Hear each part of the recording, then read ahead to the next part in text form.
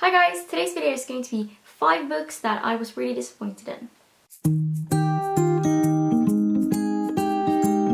These books that I'm about to show you aren't necessarily books that I don't like. It was just that they did not live up to my expectations and I was just disappointed in them.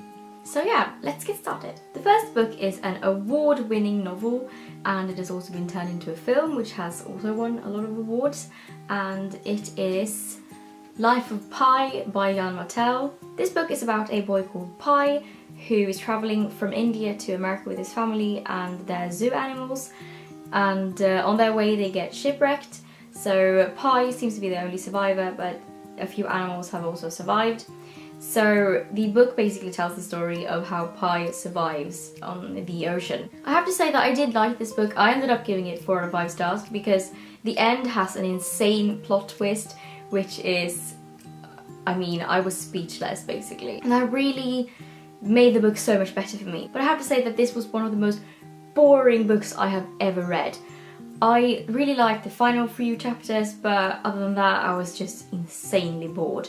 There's just detailed descriptions about how Pi tries to survive on the ocean, how he tries to train this tiger that is also living on this boat with him. And I don't know, I just found it to be so boring, and in that way it really disappointed me. But something that also annoyed me with this book was that it has deckled edges. I absolutely hate deckled edges. It just made it so hard to read. And the font is really small, so it took a long time to read, and it was just, it was a struggle. But I do definitely like the book, and I would recommend it to people who like slow-paced storytelling. The next book is the first book in a young adult dystopian series. It was the first young adult dystopian that I picked up after I read The Hunger Games, and it is Delirium by Lauren Oliver. I had quite high hopes of this because, I don't know, it just sounded really good. It's about a girl called Lena, and she lives in a world where love is forbidden, and there's this surgery that they take away your ability to love.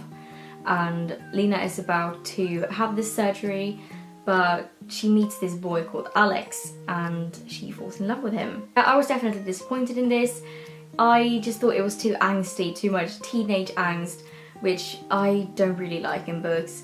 But I have to say that I have read the whole series and I do like the second 2 books better, and I definitely like the second book the best. I think I would have enjoyed this a lot more if I were a bit younger. It's an okay book if you like a bit of teenage angst, but that's just not something that I tend to like in books a lot. The next book is a spin-off book, kind of, from the TV series Doctor Who, which is my favourite TV series, and it is The Story of Martha by Dan Abnett. This is kind of a short story collection which has stories from season 3 when Martha was travelling the earth and telling everyone about the Doctor.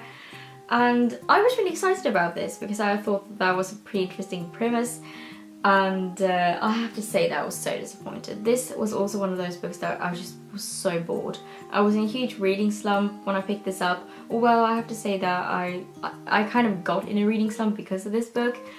I just didn't like it. It was just not fun, and I had such high hopes for this because it sounded so much fun, and I love Doctor Who and I like quite a lot of the other Doctor Who novels, but this one just didn't cut it. It was boring and it just didn't bring anything new to the story either, so would probably not recommend this.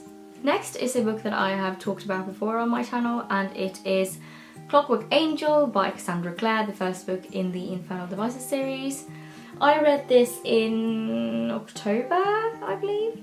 No, I read it in November and I was so disappointed. I've been wanting to read this for such a long time, and when I finally picked it up I just didn't like it. I didn't like the characters, I didn't really like the world.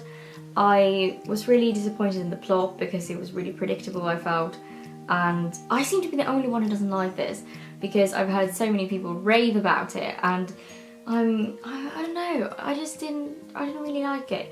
But I will continue with the series because I have bought the other 2 ones, and hopefully I'll prove myself wrong and I'll like the other 2 a lot better. But I think it mostly has to do with the world. I'm just not a huge fan of vampire, werewolf kind of worlds.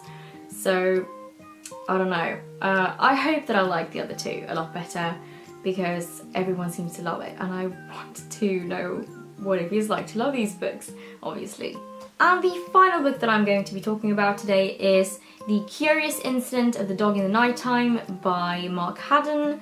This is one of those books that almost everyone reads for school, or it's like you were encouraged to read it because it's almost a classic, a modern classic. And I understand why. This book follows Christopher, who is a boy with Asperger's, as he tries to solve the mystery of his dead neighbour's dog.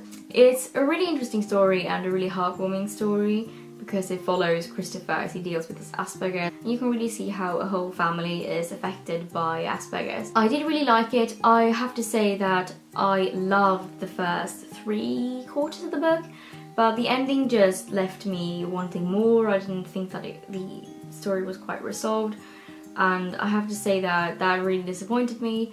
So I think I only gave this 3 out of 5 stars. I would like to reread it in the future and see if I like it any better, but for now, I don't know, I was just a bit disappointed, to be honest. Please leave a comment below with a book that you were disappointed in, and if you really liked one of the books that I showed you, please tell me why, because I would love to be proved wrong. Thank you guys for watching, and I will see you in my next video.